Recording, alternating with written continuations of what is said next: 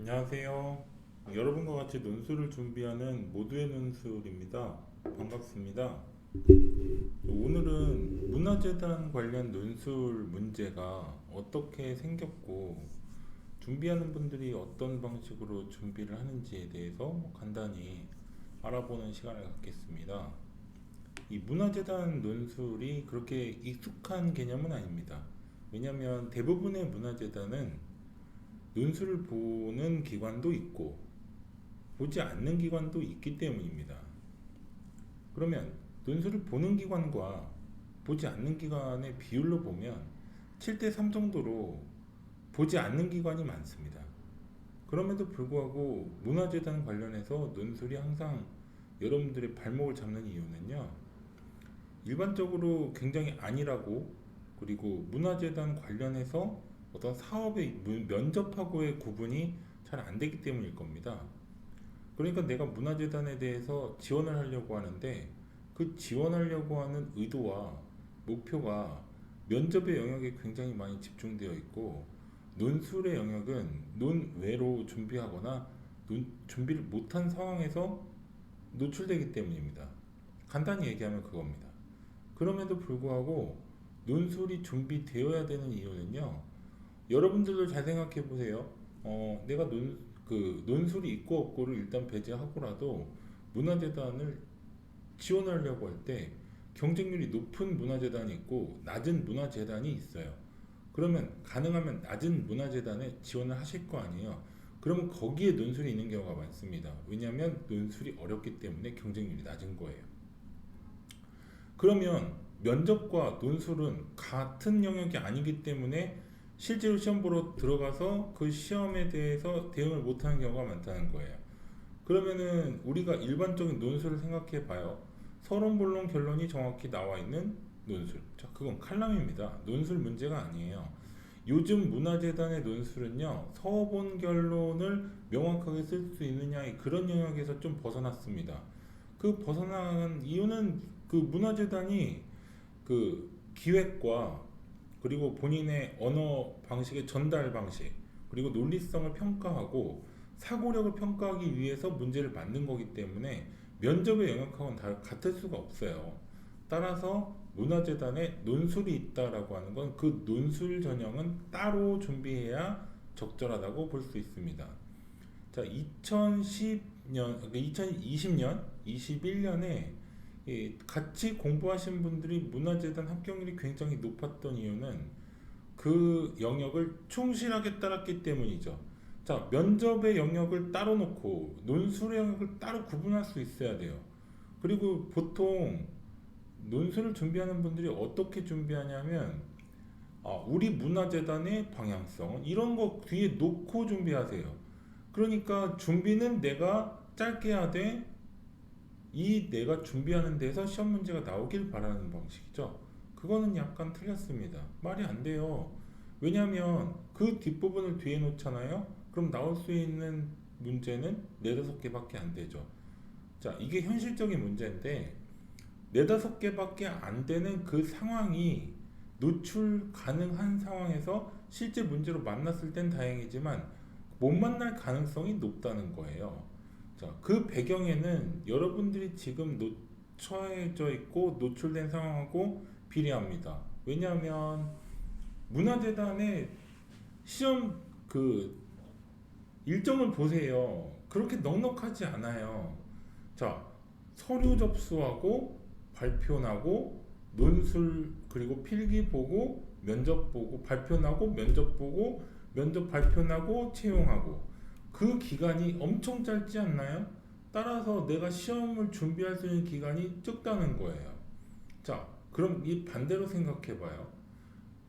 작년과 재작년에 유독 합격이 많고 그리고 준비하신 분들이 다 좋은 결과 나왔던 이유는요, 이 패러다임에서 약간 벗어났다는 거예요.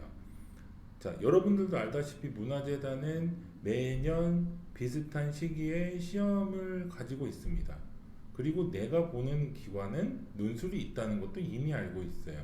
그러면은 넉넉 잡아서 한 달, 그리고 조금 더 나는 이미 다른 데서 일을 하고 있으니까 저녁 시간밖에 준비할 시간이 없고 그럼 미리 준비해야겠다라고 생각하는 분들이 준비를 하세요. 그러면은 처음에는 그 나올 수 있는 확률이 높은 기관, 그 높은 문제를 먼저 풀어보겠죠. 그 다음에는 문화재단에서 문제를 좀 어렵게 냈을 경우, 그리고 포괄적으로 냈을 경우 대응할 수 있겠죠. 3단계에서는 실제 그 보시는 문화재단의 시간과 그리고 그 문제 난이도를 맞춰가지고 모의 논술을 할 수 있겠죠. 자, 이걸 거친 다음에 실제로 시험을 보신 분이 유리할까요? 아니면 단기간에 같은 유형의 문제를 여러 번 써본 다음에 시험 보신 분이 유리할까요? 당연히 전자입니다. 즉 여기에서 실제로 그 결과가 좋았던 분들의 공통점은 그거예요. 적어도 그 횟수, 그리고 내가 연습했던 분량, 그리고 내가 작성을 했었던 것을 바탕으로 첨삭을 받아보고 실제 채점을 했을 때 내 답안지가 몇 점 정도가 측정되는지를 미리 알고 난 다음 실제 시험에서는 내가 그걸 전략적으로 대응을 했다는 거죠.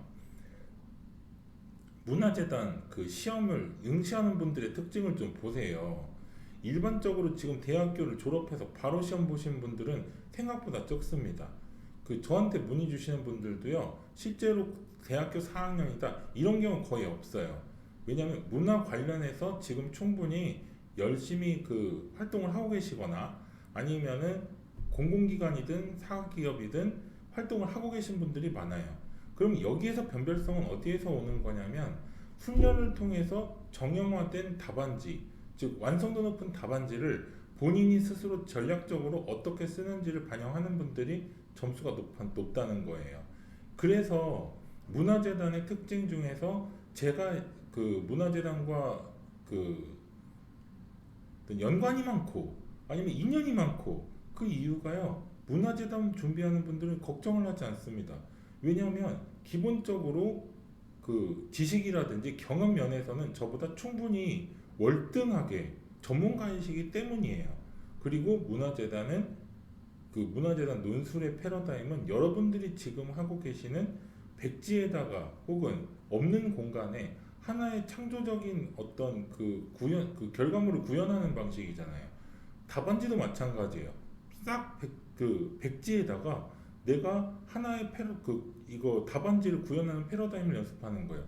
그 패러다임도 동일하고, 그리고 이 패러다임이라고 하는 것은 여러분도 알다시피 그 문화 예술 이쪽에서 근무하시는 분들은 이것을 어떤 방식으로 해야 되는지 안다고 하는 게 아니라 스스로 해봐야지 아는 거잖아요. 실제로 그렇습니다. 답안지 또한 내가 쓰는 과정에서 내가 이거 쓰고 나니까 이런 부분이 좀 부족하다. 이런 부분은 내가 좀 놓쳤다. 이거를 실제 시험에서 하지 마시고 연습하는 과정에서 할 수 있기 때문에 이것이 결국 시험에서의 결과로 나타나는 겁니다. 따라서 문화재단에 대한 그 면접 준비 그리고 논술 준비는 무엇에 따르는 거냐면요. 여러분들이 시험 전에 해봤던 연습의 수와 정확하게 비례한다는 게 가장 중요한 영역이죠.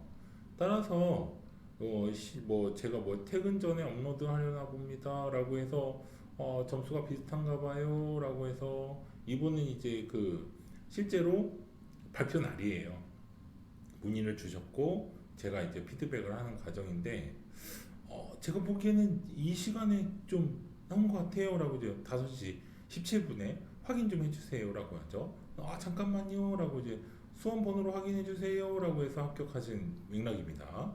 따라서 이 최종 합격 날 이 나눴던 대화 양상을 통해서 실제로 어떤 분이 준비를 했는지 그리고 어떤 방식으로 준비했는지에 대해서 간단히 소개를 좀 드릴까 합니다. 대전입니다. 제가 살고 있는 곳은. 그래서 대전 이외 지역은 대부분 이제 온라인 비대면 수업으로 진행을 했고요. 그리고 수업 초기에 90분을 매우 빡빡하게 사용했다라고 하는 건 뭐냐면 처음에 수업은 그래요. 어떤 문제를 어떻게 대응해야 되는지 그 모든 과정을 다 보여드리고 설명도 드려야 되기 때문에 그렇습니다. 실제로 여러분들이 그 시험 시간을 생각해 보시면 60분, 90분, 그리고 100분을 주는 데도 있기는 하지만 자, 그러면 그 시간에 쓸 수 있는 답안지를 설명하면서 쓴다고 했을 때 대략 90분이 정말 빡빡하게 사용되는 거예요. 따라서 이렇게 준비 기간을 통해서 준비를 했고, 자, 처음에는 제가 문제를 풀어드리는 방식이었고, 두 번째 방식은 제가 수업이 끝난 이후에 일주일 동안 연습할 문제를 보내드립니다.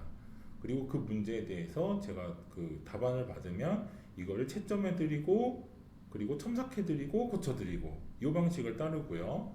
그리고 세 번째는 다른 사람과 비교했을 때 내 답안지는 어떤 방식으로 작성되는지에 대해서 안내를 드려야겠죠. 따라서 여기에 쓸 수 있는 전략을 연습하는 과정을 겪습니다. 그리고 그 외워서 쓰는 답안지는 더 이상 통용되지가 않아요. 그러다 보니까 시간이 너무 짧다고 하더라도 외워 쓰는 답안지는 일단 배제하는 것이 좋겠습니다. 자, 문화재단 같은 경우는 20년, 21년에 충분히 그 많은 인재를 채용을 했음에도 불구하고 22년의 양상은요, 즉시 전력감을 채용하기 위해서 시험을 볼 겁니다. 그렇다는 것은 여유 시간이 많지 않고, 그리고 이미 준비가 된 인재를 좀 채용하고 싶은 상황일 거예요. 왜냐하면 지금은 대학교 직원, 그리고 문화재단의 뭐 특징 중에 하나긴 한데, 여러분도 알다시피 이제 디지털 전환으로 돼 있고 온라인 전환이 많이 됐잖아요. 따라서 여기에서 충분히 이 사회에 대응할 수 있는 즉시 전력감을 찾기 때문에 문제도 역시 많이 즉시 전력감 형식으로 변화할 가능성이 좀 높다고 할 수 있겠습니다. 자, 오늘은 문화재단 합격 사례를 통해서 어떤 방식에서 우리는 잘못 준비하고 또 어떤 방식으로 준비해야만 합격률이 높아지는지에 대해서 알아보고, 밑에 그 어떤 과정을 통해서 합격했는지를 좀 알아보는 시간이었습니다. 감사합니다.